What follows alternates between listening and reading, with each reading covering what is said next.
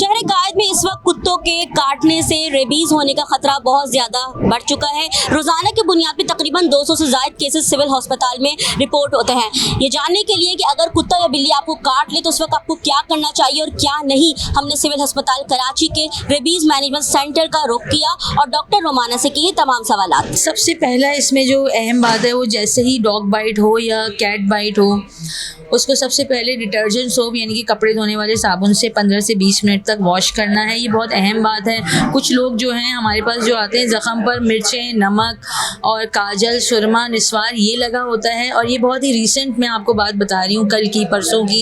ये बहुत bad practice है, इससे बहुत सख्त नुकसान हो सकता है। उस जगह को धोने से तकरीबन 40% आप वायरस को उसी वक्त वहाँ से इरेडिकेट कर देते हैं। तो धोना पहला स्टेप है।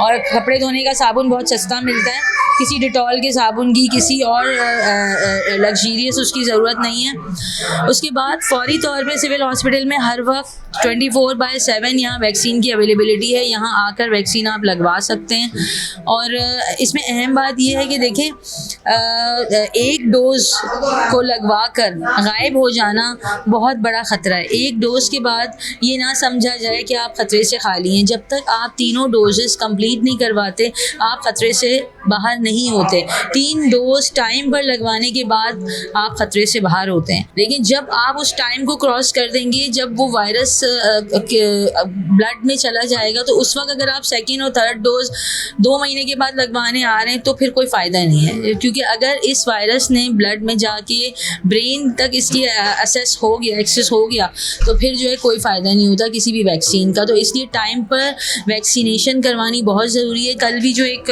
डेथ रिपोर्ट हुई है इंडस में, वो भी यही था कि वो इनएडिक्वेट डोजेज थी और औरंगी टाउन से शायद ताल्लुक़ था उस लड़की का। तो ये भी एक अहम बात है कि एक डोज लगा के बराए मेहरबानी गायब ना हो और यहाँ आएँ। रात दिन सिविल हॉस्पिटल की इमरजेंसी में एडल्ट और बच्चों की दोनों इमरजेंसीज़ में 24/7 ये वैक्सीन अवेलेबल है। हमारे पास डेली जो डॉग बाइट, कैट बाइट और जो मेलियंस जितने टोटल जो हमारे पास डेली केसेस हैं वो तकरीबन 150 को क्रॉस करते हैं।